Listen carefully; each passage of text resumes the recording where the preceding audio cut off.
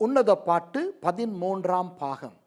11ஆம் பாகத்திலும் 12ஆம் பாகத்திலும் சபை எடுத்துக்கொள்ளப்படுதலை குறித்து இருக்கின்றதை உங்களுக்கு காண்பித்தேன். அப்போ கடந்த பாடத்தில் என்ன பார்த்தோம் என்றால், சபை எடுத்துக்கொள்ளப்பட்ட பிறகு இஸ்ரவேலர்களுக்கு ஒரு அழகான வாழ்க்கை அமையுமாம். அவர்களுடைய தேசம் பூ பூக்குமாம், வாசனை வீசுமாம், காட்டுப்புறாவின் சத்தம் கேட்குமாம், திராட்சை எல்லாம் வருமாம், அவர்களுடைய திராட்சைகள், அவர்களுடைய அத்தி மரங்கள் எல்லாம் காய்க்குமாம், பூ பூக்குமாம். இப்படி அவர்களுக்கு ஒரு அழகான காலம் வரும் என்று நான் உங்களுக்கு சொன்னேன். ஆனால் அந்த 7 வருடங்களில் என்ன நடக்கும்? அந்த சபை எடுத்துக்கொள்ளப்பட்ட பிறகு இந்த உலகத்தில் இருக்கும் அந்த 7 வருடங்களில் அந்த இஸ்ரவேலர்களுக்கு என்ன நடக்கும் என்பதனை 15வது வசனத்தில் அழகாக தீர்க்க தரிசனமாக கவிதை நடையிலே காட்டுகின்றார் பரிசுத்த ஆவியானவர் சாலமோன் மூலமாக. ஞாபகம் இருக்கிறதா? 8வது வசனத்திலிருந்து 17ஆம் வசனம் வரை 2வது அதிகாரத்திலே மணவாட்டி பேசுகிறதாய்த்தான் அமைந்திருக்கிறது. ஆகவே இன்னும் மணவாட்டி தான் பேசுகிறாள். பார்ப்போம் 15வது வசனத்தை. திராட்சை தோட்டங்களை கெடுக்கிற குழி நரிகளையும் சிறு நரிகளையும் நமக்கு பிடியுங்கள், நம்முடைய திராட்சை தோட்டங்கள் பூவும் பிஞ்சுமாயிருக்கிறதே. பாருங்கள், நம்முடைய திராட்சை தோட்டங்கள் பூவும் பிஞ்சுமாயிருக்கிறதே. இந்த இடத்துல வருகின்ற நாம் யார்? நாம் என்பது இந்த இடத்துல எல்லாரையும் குறிக்கும். தேவனை, இயேசுவை, பரிசுத்த ஆவியானவரை, சபையை, இஸ்ரவேலர்களை, நமக்கெல்லாம் பொதுவாய் தேவைப்படுகின்ற முக்கியமானவர்கள் யார்? இஸ்ரவேலர்கள். அப்போ இஸ்ரவேலர்கள் தான் இந்த இடத்துல திராட்சை தோட்டமாக காட்டப்படுகிறார்கள். வேதத்திலே பல இடங்களிலே பலவாறாக திராட்சை தோட்டம் அடையாளப்படுத்தப்படுகின்றது. அதில் தேவ ராஜ்யம் கூட யோவான் 15வது அதிகாரத்திலே திராட்சை தோட்டமாக காட்டப்படுகிறது. ஆனால் இங்கு திராட்சை தோட்டங்கள் என்று சொல்லும் பொழுது இஸ்ரவேலர்கள் அவர்கள் பூவும் பிஞ்சுமாக இருக்கிறார்கள். ஏன் பூவும் பிஞ்சும்? அவர்கள் காலாகாலமாக ஆபிரகாம் காலத்தில் இருந்து வந்தவர்கள் தான். ஆனால் அவர்களுக்கென முழு உரிமையும் முழு சுதந்திரமும் மறுபடி எப்போ கிடைக்கும் தெரியுமா? சபை எடுத்துக்கொள்ளப்படும் பொழுது தான் கிடைக்கும். அன்பானவர்களே, என்னுடைய வெளிப்படுத்தல் பாடத்திலே நான் சொல்லிக் கொடுத்திருக்கிறேன். ஏன் இன்னும் எருசலேமிலே தேவாலயம் கட்டப்படவில்லை? உடன்படிக்கை பெட்டி எங்கே இருக்கிறது? அந்த உடன்படிக்கை பெட்டி கொண்டு வரப்படுமா இல்லையா? எப்பொழுது தேவாலயம் கட்டப்படும் என்றெல்லாம் அந்த சாட்சிகள், வெளிப்படுத்தல் 11ஆம் அதிகாரத்தில் வருகிற சாட்சிகள் யார்? இதெல்லாம் நான் கற்றுக் கொடுத்திருக்கிறேன். ஆகவே அதிக நேரத்தை இதிலே நான் அவற்றுக்கு செலவழிக்க விரும்பவில்லை. நான் என்ன சொல்ல விரும்புகிறேன் என்றால், இஸ்ரவேல் இன்றும் இருக்கிறது அன்பானவர்களே. இன்னும் சபை எடுத்துக்கொள்ளப்படவில்லை. இஸ்ரவேல் இருக்கிறது. ஆனால் இஸ்ரவேல் பெரிய போராட்டத்திலே இருக்கிறது அல்லவா? இஸ்ரவேலுக்கு போகிறவர்களுக்கு, வருகிறவர்களுக்கு, அங்கு வாழுகின்றவர்களுக்கு, இஸ்ரவேலை பற்றி கற்பவர்களுக்கு, செய்தி பார்க்கிறவர்களுக்கு தெரியும். அங்கே அந்த பாலஸ்தீனர்களுடைய வதை பயங்கரமாக இருக்கிறது. இஸ்ரவேலர்களை குற்றம் சாட்டி கொண்டே இருப்பார்கள். அதே நேரம் ஐக்கிய நாடுகள் சபையை பார்த்தால், ஐக்கிய நாடுகள் சபை இந்த பாலஸ்தீனர்களுக்கே வக்காலத்து வாங்கி கொண்டிருக்கும். இஸ்ரவேலை சாடு சாடு என்று சாடிக்கொண்டு. அப்புறம் அந்த தொலைக்காட்சி நிறுவனங்களிலே சில தொலைக்காட்சி செய்திகள், நீங்கள் அல் ஜசீரா போன்ற தொலைக்காட்சிகளை நீங்கள் பார்த்தால், அப்புறம் அவர்களுக்கு காக்காய் பிடிக்கின்ற ஏனைய தொலைக்காட்சி நிறுவனங்கள், ஏன் அமெரிக்காவில் இருக்கின்ற CNN, ஸ்கை நியூஸ், இவர்களை பார்த்தால் கூட, ஃபாக்ஸ் நியூஸ், இஸ்ரவேலுக்கு எதிராய்த்தான் பேசிக்கொண்டே இருப்பார்கள். அநேக தேசங்களிலே அநேகர் இஸ்ரவேலர்களுக்கு எதிராக இருக்கிறார்கள். ஏன் அநேக கிறிஸ்தவர்கள் கூட இஸ்ரவேலர்களுக்கு எதிராக இருக்கின்றார்கள். அப்போது இன்றைக்கு இஸ்ரவேல் அந்த பழைய ஏற்பாட்டில் அவர்கள் வாழ்ந்த விதத்தில் முழு சுதந்திரத்தோடு அவர்கள் வாழவில்லை. ஏன் இன்னும் அவர்கள் எருசலேமில் இருக்கின்ற அந்த மேற்கு சுவருக்கு போய் புலம்பல் சுவர் என்று சொல்வார்களே, அவர்கள் புலம்பிக் கொண்டிருக்கின்றார்கள். அதற்கு மேலே அமைந்திருக்கின்ற அந்த தேவாலயம் அமைந்திருந்த மோரியா மலையிலே பாலஸ்தீனர்கள் 2 பள்ளிவாசல்களை கட்டிக்கொண்டு அவர்கள் தான் அங்கு ஆட்டம் போட்டுக்கொண்டு திரிகிறார்கள். அப்போது இஸ்ரவேலர்கள் இன்று ஒரு முழு சுதந்திரத்திலே இல்லை. அப்போது சபை எடுத்துக்கொள்ளப்பட்ட பிறகு அந்தி கிறிஸ்து வருவான். அவன் இஸ்ரவேலர்களோடு ஒரு உடன்படிக்கை பண்ணி அந்த மோரியா மலையிலே தேவாலயத்தை கட்ட அனுமதி கொடுப்பான். அப்போது எருசலேமிலே மோரியா மலையிலே தேவாலயம் கட்டப்படும். ஆனால் அல் அமார் பள்ளிவாசலோ அல் அக்ஸா பள்ளிவாசலோ இடிக்கப்படாது. ஏனென்றால் வெளிப்படுத்தல் 11:1 நீங்கள் வாசித்தால், ஆண்டவர் யோவானுக்கு சொல்லுகிறார், நீ போய் தேவாலயத்தை அளந்து பார், ஆனால் அந்த புற பிரகாரத்தை வெளிப்பிரகாரத்தை அளக்காதே, 1260 நாட்களுக்கு புறஜாதியார் அதை மிதிப்பதற்கு அவர்களுக்கு அனுமதி கொடுக்கப்பட்டிருக்கின்றது என்று. என்ன அர்த்தம்? அந்த பள்ளி வாசல்கள் இருக்கும், புறஜாதியார் இருப்பார்கள் அந்த வெளிப்பிரகாரத்திலே, ஆனால் தேவாலயம் கட்டப்படும். அப்போ எருசலேம் தேவாலயம் மறுபடி கட்டப்பட்டு, எருசலேமிலே பலிகள் கொடுக்கப்பட்டு, மறுபடி அவர்களுக்கு முழு சுதந்திரமும் கிடைக்கும் பொழுது கிட்டத்தட்ட மறுபடி அவர்கள் ஒரு பிஞ்சு போல, ஒரு இளமையான தேசம் போல அல்லவா காணப்படுவார்கள். அதைத்தான் இங்கே சொல்லப்படுகிறது. நம்முடைய திராட்சை தோட்டங்கள் பூவும் பிஞ்சுமாய் இருக்கிறது, பூவும் பிஞ்சுமாய் இருக்கிறது. இதை கெடுப்பதற்கு என்ன வருகிறதாம்? திராட்சை தோட்டங்களை கெடுக்கிற குழி நரிகள், சிறு நரிகள், இவற்றை நமக்கு பிடியுங்கள் என்று தான் இந்த இடத்துல சொல்லப்படுகிறது. அன்பானவர்களே, அந்த 7 ஆண்டுகள் சபை எடுத்துக்கொள்ளப்பட்ட பிறகு இந்த பூமியில் இருக்கின்ற அந்த 7 ஆண்டுகள் இஸ்ரவேலர்களுக்கு ஆசீர்வாதமாகவும் பிரச்சனையாகவும் அமையும். முதல் 3.5 ஆண்டுகள் அந்த சாட்சிகள் 2 பேர் நிமித்தம் அவர்களுக்கு நன்றாய்த்தான் அது இருக்கும். ஆனால் 3.5 ஆண்டுகளுக்கு பிறகு அந்தி கிறிஸ்து அந்த 2 சாட்சிகளையும் கொன்று போடுவானாம். வெளிப்படுத்தல் 11. அவர்களுடைய உடம்புகள் எருசலேமிலே 3 நாட்கள் கிடக்குமாம். அதற்கு பிறகு அவர்களுக்கு உயிர் வந்து அவர்கள் பரலோகத்துக்கு எடுத்துக்கொள்ளப்படுவார்களாம். அதற்கு பிறகு 12வது அதிகாரத்திலே பார்க்கிறோம், வெளிப்படுத்தல் 12 அந்தி கிறிஸ்து எப்படி இஸ்ரவேலை அழிக்க தேடுவான் என்று அவர்கள் தப்பி ஓடி ஆண்டவரால் 3.5 ஆண்டுகளுக்கு பாதுகாக்கப்படுவார்கள். அப்போ அந்த 7 ஆண்டுகளில் முதல் 3.5 ஆண்டுகளும் இஸ்ரவேலர்களுக்கு சமாதானமாக அவர்களுடைய ஆவிக்குரிய வாழ்க்கைக்கு ஏற்றதாக அமையும். ஆனால் உலகத்துக்கு உபத்திரம், அதை பற்றி இங்கு பேச வேண்டாம். அது வெளிப்படுத்தின விசேஷத்தில் நான் அந்த பாடத்தில் கற்றுக் கொடுத்து விட்டேன். உலகத்துக்கு அந்த முழு 7 வருஷங்களுமே கொள்ளை நோய்கள், வாதைகள், பூமி அதிர்ச்சிகள், எரிமலைகள் என்று பயங்கர மோசமாக இருக்கும். அது இங்கு வேண்டாம். ஆனால் இஸ்ரவேலர்களுக்கு முதல் 3.5 ஆண்டுகள் ஆசீர்வாதமாக இருக்கும். ஆனால் அடுத்த 3.5 ஆண்டுகள் மிகவும் பயங்கரமானதாக இருக்கும். யார் மூலம்? அந்தி கிறிஸ்து அவனுடைய மக்கள் மூலம். அப்போ அந்தி கிறிஸ்துக்கள் 3 வரும். ஒரு பிரதான அந்தி கிறிஸ்து வருவான், அவன் தான் அரசியல் அந்தி கிறிஸ்து. ஆனால் அவனோடு கூட ஒரு கள்ள தீர்க்கதரிசி வருவான், அவன் தான் மத அந்தி கிறிஸ்து. அந்த அந்தி கிறிஸ்துவாகிய அந்த கள்ள தீர்க்கதரிசி அறிமுகப்படுத்துகின்ற பொருளாதார அந்தி கிறிஸ்து தான் மிருகம். அந்த மிருகத்தின் இலக்கம் தான் 666. இது 666 அல்ல, 666. 6 என்பது மனிதனுடைய இலக்கம். அப்படித்தானே? 1 தேவனை குறிக்கும், 2 பிரிவை குறிக்கும், 3 உயிர்த்தெழுதலை குறிக்கும், 4 மேசியாவாகிய இயேசுவை குறிக்கும், 5 தேவ வல்லமையை குறிக்கும், 6 மனிதனை குறிக்கும், 7 பரிபூரணத்தை சம்பூர்ணத்தை குறிக்கும். 6 என்பது மனிதன். அப்போ 6 என்பது 6 அரசியல் அந்தி கிறிஸ்து. அடுத்த 6 மத ரீதியான அந்தி கிறிஸ்து. அடுத்த 6 பொருளாதார அந்தி கிறிஸ்து, மிருகம். அந்த 6 அந்த இலக்கத்தை நெற்றியிலோ புறங்கையிலோ எடுக்க வேண்டும், இல்லாவிட்டால் கொள்ளவும் முடியாது, விற்க முடியாது. வெளிப்படுத்தின விசேஷத்தில் பயங்கரமாக இருக்கின்றன அல்லவா?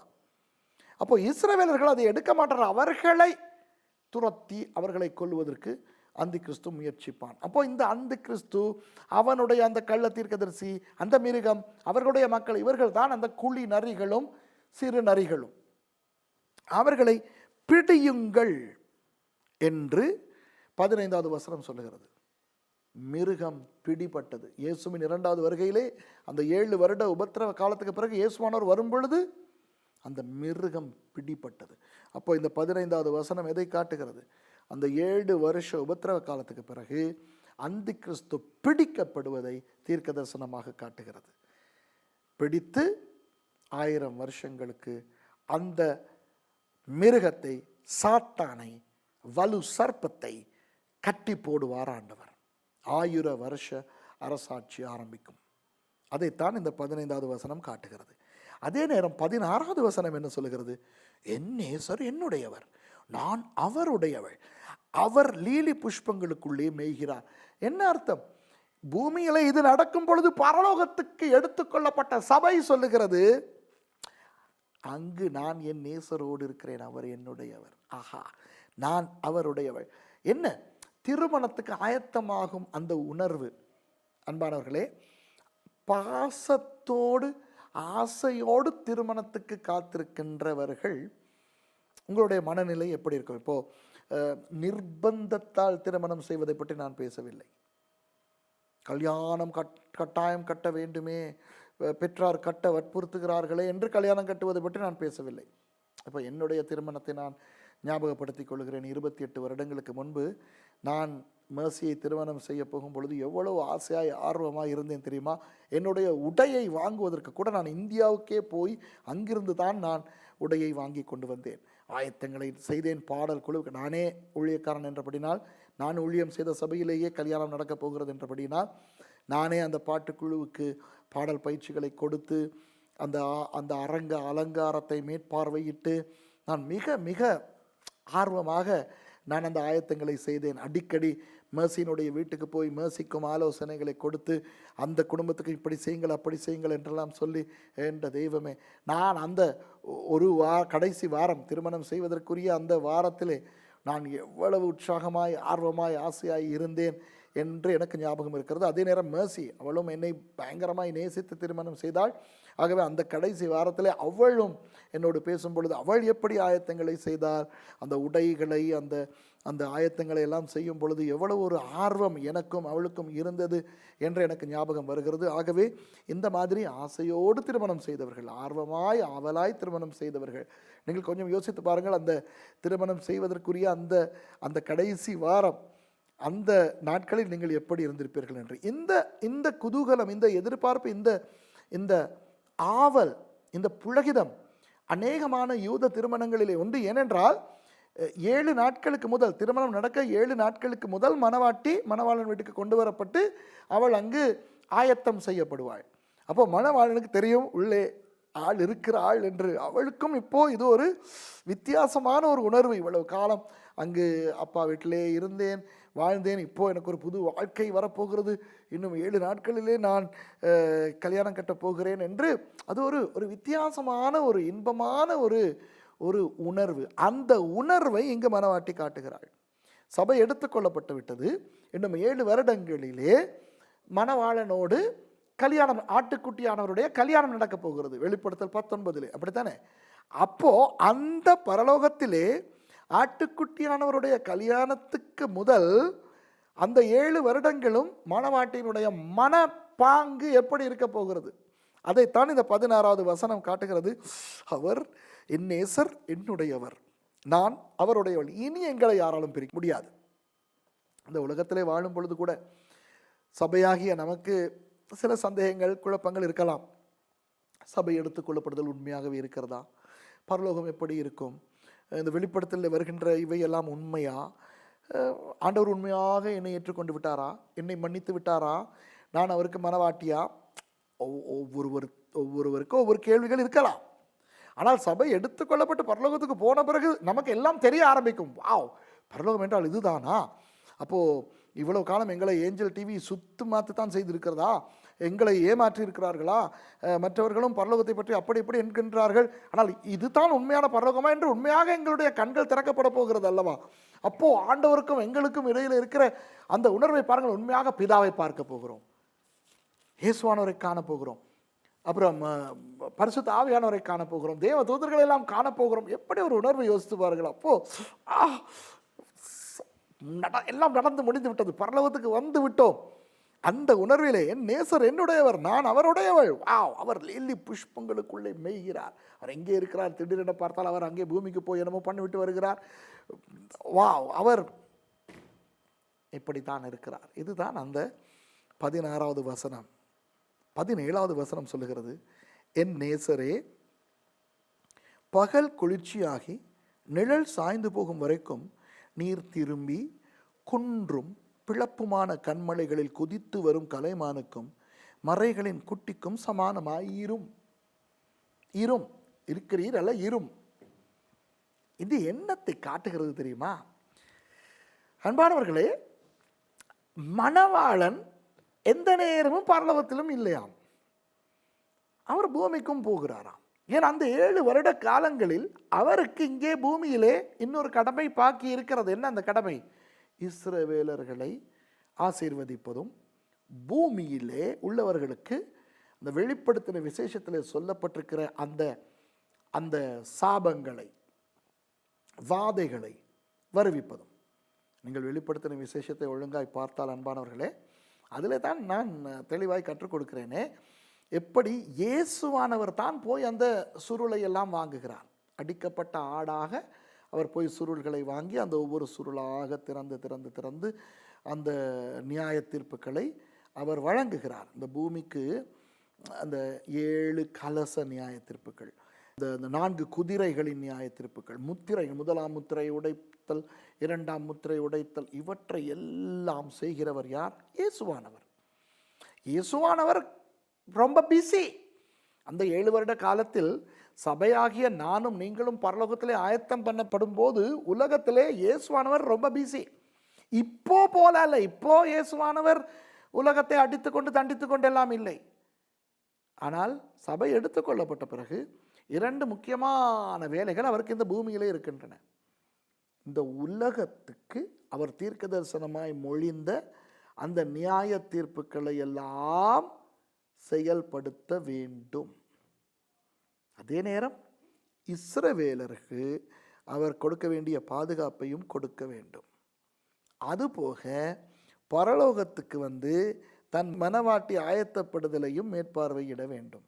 ஆகவே அந்த 7 வருடங்களும் இயேசுவானவர் மேலே பரலோகத்திலும் இருப்பார், பூமிக்கும் வருவார், போவார், போக்குவரத்தாய் இருப்பார். ஆகவே மனவாட்டி சொல்லுகிறாள், உங்களுடைய கடமைகள் எங்களுக்கு தெரியும் நாதா.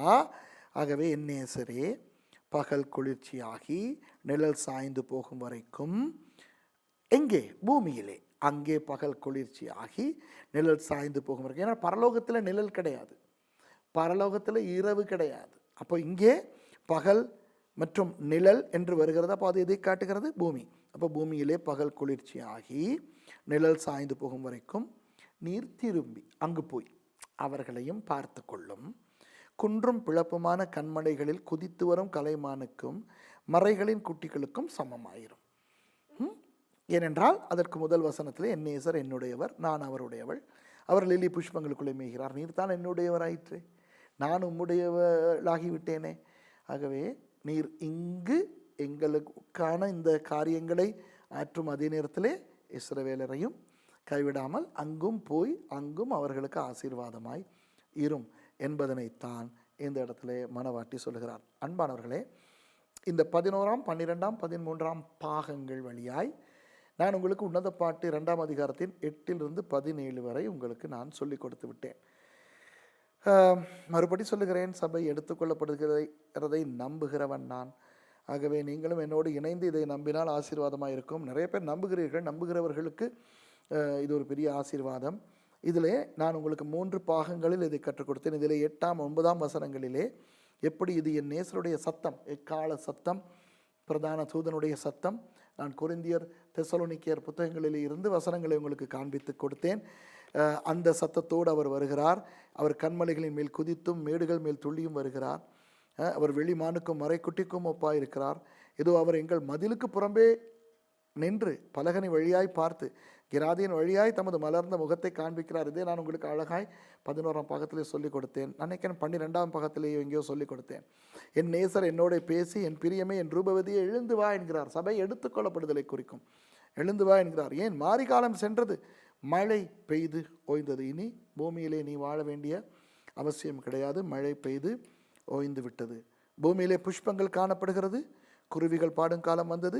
காட்டுப்புறாவின் சத்தம் நமது தேசத்தில் கேட்கப்படுகிறது. யார்? இஸ்ரவேலர்கள். சபை எடுத்துக்கொள்ளப்பட்ட பிறகு இஸ்ரவேலர்கள் தொடர்ந்தும் இந்த பூமியிலே காணப்படுவார்கள். அவர்களுக்கு அது ஒரு ஆசீர்வாதமான காலமாய் கொஞ்ச காலத்துக்கு அமையும். அத்திமரம் காய் காய்த்தது, திராட்சை கொடிகள் பூ பூத்து வாசனையும் பரிமளிக்கிறது. என் பிரியமே, நீயோ ரூபவதியை எழுந்து வா. இதை நான் உங்களுக்கு சொல்லிக் கொடுத்தேன். கண்மலைகளின் வெடிப்புகளிலும் சிகரங்களில் மறைவிடங்களிலும் தங்குகிற என் புறாவே, உன் முகரூபத்தை எனக்கு காண்பி, உன் சத்தத்தை நான் கேட்கட்டும். உன் சத்தம் இன்பமும் உன் முகரூபம் அழகுமாய் இருக்கிறது. அப்போ இந்த 10ஆம் வசனத்திலிருந்து 14ஆம் வசனம் வரைக்கும் மணவாளன் பேசுவது போல மணவாட்டி காண்பிக்கின்றாள். அடுத்து இன்றைக்கு பார்த்த பாகம் 15, 16, 17 வசனங்கள், திராட்சை தோட்டங்களை கெடுக்கிற குழி நரிகளையும் சிறு நரிகளையும் நமக்கு பிடியுங்கள். அந்த கிறிஸ்து, அவனுடைய அந்த உதவி அந்த கிறிஸ்துக்கள் 2 பேர், கள்ள தீர்க்கதரிசி, மிருகம், அப்புறம் அவர்களுடைய எல்லாம் இந்த குழி நரிகளையும் சிறு நரிகளையும் அந்த 7 வருடங்களுக்கு பிறகு ஆண்டவர் பிடிக்கின்றார். பிடித்த அந்த கிறிஸ்துவை 1000 வருடங்களுக்கு கட்டி போடுகின்றார். 1000 வருட அரசாட்சி நடக்கப் போகிறது. நம்முடைய திராட்சை தோட்டங்கள் பூவும் பிஞ்சுமாக இருக்கிறது. ஏன்? அந்த இஸ்ரவேல் ஒரு ஒரு ஒரு புதிதாய் மறுபடி தொழிற்தெழும்பி இருக்கின்ற ஒரு தேசமாய் இருக்கிறது. ஆனால் பரலோகத்தில் இருக்கின்ற சபையினுடைய உறுதி என்ன? இனி என் சிந்தனைகள், யோசனைகள், பயங்கள், திகில்கள் எல்லாம் அகன்று விட்டன. சபை எடுத்துக்கொள்ளப்பட்டு விட்டது. நான் மேலே போய் விட்டேன். மெய்யான பரலோகத்தை பார்த்து விட்டேன். பிதாவையே பார்க்கிறேன், குமாரனை பார்க்கிறேன், பரிசுத்த ஆவியானவரை பார்க்கிறேன், தேவதூதர்களை பார்க்கிறேன். இப்போ எதையெல்லாம் பூமியில் இருக்கும் பொழுது நமக்கு பார்க்க முடியாதோ அவையெல்லாம் நாம் பார்க்கின்ற ஒரு காலம் வருகிறது. அன்பானவர்களே, சபை எடுத்துக்கொள்ளப்படும் பொழுது ஆண்டவர் நமது சரீரத்தை மறுரூபமாக்கி விட்டு தான் கொண்டு போகிறார். அநேகர் கேட்கிறார்கள், பாஸ்டர் சுரேஷ், இந்த மறுரூபமான சரீரம் எப்படி இருக்கும்? எனக்கு தெரியாது. அன்பானவர்களே, அங்கு ஒருவர் அடையாளம் காணுவோமா என்று நான் பகிடிக்காக, நான் விளையாட்டாக சொல்லுவேன், ஒருவர் அடையாளம் காணுவதென்றால் அப்புறம் அது பரலோகமே இல்லையே என்று. எனக்கு தெரியாது. ஆனால் நமக்கு ஒன்று மாத்திரம் தெரியும். என்ன? நிச்சயமாக பரலோகத்துக்கு போன பிறகு இனி நமக்கு ஒரு சந்தேகம் இல்லை, ஒரு கேள்வி இல்லை. என் நேசர் என்னுடையவர், நான் அவருடையவள். அவர் லீலி புஷ்பங்களுக்குள்ளே மேய்கிறார். வாவ்! அப்போது சபை சொல்லுகிறது, மணவாளனாகிய என்னுடைய ஆண்டவரே, இன்னும் பூமியிலே உங்களுக்கு வேலை பாக்கி இருக்கிறது அல்லவா? ஆகவே அங்கு போய் பகல் குளிர்ச்சியாகி நிழல் சாய்ந்து போகும் வரைக்கும் நீர் திரும்பி குன்றும் பிளப்புமான கண்மலைகளில் குதித்து வரும் கலைமானுக்கும் மறைகளின் குட்டிக்கும் சமானமாயிரும். அன்பானவர்களை, 2வது அதிகாரத்தை இந்த இடத்துல முடிக்கிறோம். 13 பாகங்களில் உங்களுக்கு நான் 1ஆம் 2ஆம் அதிகாரங்களை உன்னத பாட்டு புத்தகத்திலே கற்றுக் கொடுத்திருக்கிறேன். இது உங்களுக்கு எந்த அளவுக்கு ஆசீர்வாதமாக இருக்கிறது என்று எனக்கு தெரியாது. எந்த அளவுக்கு என்னுடைய இந்த வியாக்கியானங்களை நீங்கள் ஏற்றுக்கொள்ளுகின்றீர்கள் என்று எனக்கு தெரியாது. மறுபடியும் ஞாபகப்படுத்துகிறேன், பரிசுத்த ஆவியான இடத்துல நீங்கள் கேளுங்கள். ஆண்டவரே, இந்த சுரேஷ் சொல்லிக் கொடுக்கின்றவற்றில் எவ்வளவு உண்மை இருக்கிறது என்று அவர் உங்களுக்கு உறுதிப்படுத்துவதன் அடிப்படையிலே நீங்கள் இவற்றை படித்து ஆசீர்வதிக்கப்படுங்கள். மறுபடி நீங்கள் இதையெல்லாம் படியுங்கள். நான் உங்களுக்கு 3வது அதிகாரத்திலே நான் உங்களை சந்திக்க போகிறேன். 3வது அதிகாரம், அந்த நான் ஏற்கனவே இந்த பாடத்தில் உங்களுக்கு சொன்னேனே, அந்த யூதர்களுடைய 7 வருடங்கள், அந்த 7 வருட காலத்தை இன்னும் விபரமாய் காண்பிக்கின்ற தீர்க்க தரிசனமாய் இருக்கிறது. அதுதான் நான் உங்களுக்கு ஆரம்பத்திலேயே சொன்னேன். உன்னத பாட்டு என்பது ஒரு தீர்க்க தரிசன புத்தகம். அதில் வெளிப்படுத்தின விசேஷத்தின் விளக்கங்கள் கூட தீர்க்க தரிசனமாக சொல்லப்பட்டிருக்கின்றன என்று. ஆகவே அடுத்த பாகத்தில் அன்பானவர்களே, நீங்கள் வாருங்கள், ஆயத்தமாய் வாருங்கள். சபை எடுத்துக்கொள்ளப்பட்ட பிறகு இந்த உலகத்தில் இருக்கின்ற அந்த 7 வருடங்கள் எப்படி இருக்க போகின்றது என்று எங்களுக்கு வெளிப்படுத்தின விசேஷத்தில் தெரியும். தீர்க்க தரிசனமாக உன்னத பாட்டு 3வது அதிகாரத்தில் இருந்தும் படிக்க போகிறோம். அப்போ உன்னத பாட்டு 1ஆம் 2ஆம் அதிகாரங்களை படித்து முடித்துவிட்ட நீங்கள் போய் சந்தோஷமாய் இருந்துவிட்டு 3வது அதிகாரத்தை ஒரு முறை வாசித்து விட்டு வாருங்கள், படிப்போம். அடுத்த பாகத்தில் உங்களை சந்திக்கிறேன். அதுவரையில் மணவாட்டியே, பிரியமே, அவருடைய பிரியமே, அவருடைய ரூபவதியே, சந்தோஷமாய் போய் வாருங்கள்.